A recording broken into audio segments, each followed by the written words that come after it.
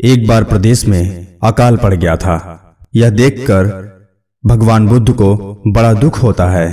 उन्होंने लोगों से कहा कि बहुत से लोग अन्न और वस्त्र के लिए तरस रहे हैं। उनकी सहायता करना हर मनुष्य का धर्म है। आप लोगों से जो कुछ बने वह दान करें। भगवान बुद्ध का उपदेश सुनकर सब लोग बिना दिए अपने अपने घर चले गए। एक गरीब व्यक्ति बैठा ही रहा। उसने सोचा कि मेरे पास तो ये वस्त्र हैं, अगर मैं इन्हें उतार कर दे दूंगा तो नंगा हो जाऊंगा। उसने फिर सोचा कि मनुष्य बिना वस्त्र के पैदा होता है और बिना वस्त्र के ही दुनिया को छोड़कर चला जाता है। ना जाने कितने साधु सन्यासी बिना वस्त्र के ही रहते हैं, फिर मैं बिना वस्त्र के क्यों नहीं रह सकता हूं। उसने अपने वस्त्र उतारकर भगवान बुद्ध को दे दिए। भगवान बुद्ध उसे आशीर्वाद देते हैं। वह वृद्ध प्रसन्न होकर घर की ओर चल पड़ा। वह खुशी से चिल्लाकर कह रहा था, मैंने अपने आधे मन को जीत लिया है। तभी सामने से राजा की सवारी आ रही थी।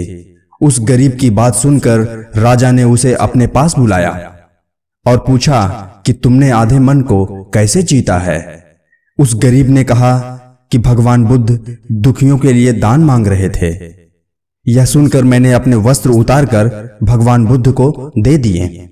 पहले तो मेरे मन ने इनकार किया और फिर मैंने अपने मन को बहुत समझाया कि मनुष्य बिना वस्त्र के पैदा होता है और मृत्यु होने पर साथ में कुछ भी नहीं जाता है। राजा उसकी बात से बड़ा प्रसन्न होता है। राजा प्रसन्न होकर अपने कीमती मोतियों के हार और वस्त्र को उतारकर उस व्यक्ति को दे देता है और कहता है, ले जाओ इस कीमती मोतियों के हार और वस्त्र को भगवान बुद्ध के चरणों में समर्पित कर देना और कहना, इससे जितना हो सके गरीबों की सेवा करें। उस गरीब व्यक्ति ने वह सब कुछ सामान ले जाकर भगवान बुद्ध के चरणों में समर्पित कर देता है। भगवान बुद्ध उस राजा के दिए हुए मोतियों के हार और वस्त्र को हृदय से लगाते हुए कहते हैं, जो दूसरों के लिए अपना सब कुछ दे देता है उसकी बराबरी कोई नहीं कर सकता है। जिस व्यक्ति का धन सदैव दूसरे के लिए होता है वह व्यक्ति दुनिया का सबसे धनी व्यक्ति होता है। उसे दुनिया की कोई भी शक्ति निर्धन नहीं बना सकती है। तो आज इस कहानी को यहीं पर विराम देते हैं। मिलते हैं ऐसे ही रोचक कहानी और विज्ञान के साथ। तब तक के लिए जय हिंद, जय भारत।